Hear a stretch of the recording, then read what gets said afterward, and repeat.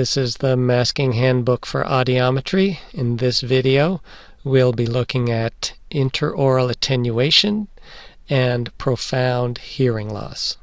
We'll take this situation here where a subject has no residual hearing at all in one ear and excellent hearing in the other. So we're going to do some unmasked air and bone testing on this right ear, and this will be the person's hearing status. But let's pretend not to know the hearing as we do the testing. So using bone conductor and insert earphones, we'll complete unmasked air and bone testing. Threshold testing, and we might get something like this. Without knowing the underlying hearing, would we look at these results and think, well, these may not be accurate? And the answer is yes. The reason the answer is yes is that for all of these right ear threshold results, we can't be sure that they're coming from the right ear. We did not mask the bone conduction thresholds, so by definition, we don't know which ear unmasked bone conduction tests come from, so we can't say that these were coming from the right ear. What about air conduction? Well, let's look at the interaural attenuation situation for insert earphones and go from there. Here's a group of data that were collected from a review of interaural attenuation for insert earphones.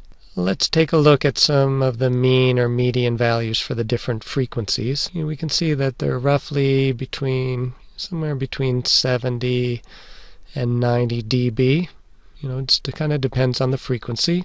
But overall, kind of the average or median range is, about 80-ish, 70 to 90, something like that. And the air conduction responses using these inserts kind of fall within that range. So this person could potentially have average interaural attenuation for insert earphones. So can we say that we're done with the testing and we can accept the unmasked results? Is that an option? No.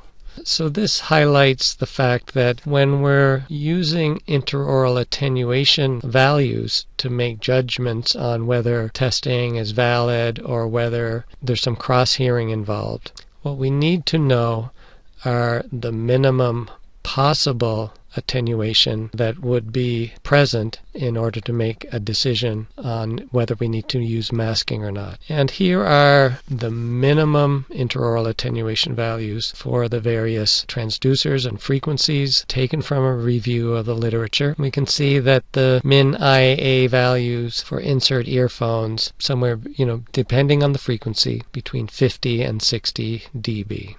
Let's take a look at 1,000 Hertz. We have a min IA value of 55 dB for insert earphones. If we look at the unmasked right ear testing for this case, we can see that we have an unmasked threshold in the right ear of 75 dB, and that exceeds the minimum possible attenuation of 55 dB. So 55 is what's known to be the minimum test level for 1,000 Hertz tone where it can cross to the opposite side. So in this case, it's quite possible that the right 1,000 Hertz air conduction response may have been coming from the left side. It may have crossed to the left side where the left cochlea could potentially have picked it up. And this relationship is true for all of the air conduction and bone conduction responses from the right ear. Now it's possible that the right ear may have been hearing all of these, but the point is that we can't be sure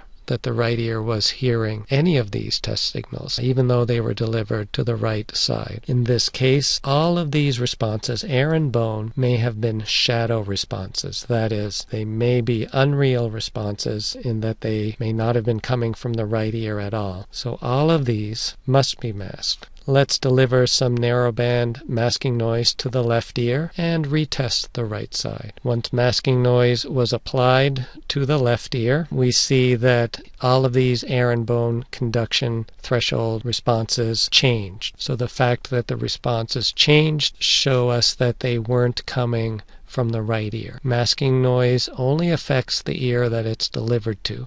And when the response changes in the presence of masking noise to the non-test ear, we know that those original responses were not coming from the right ear, because masking noise will affect only the ear that it's delivered to. In this case, once the masking noise was delivered, all the hearing threshold responses changed, and what we see here is that there's no hearing either via air conduction or bone conduction in the right ear. This is the Masking Handbook for Audiometry. If you liked this video, you'll love the handbook. For more resources on masking and to learn how to purchase the book, check out maskinghandbook.com.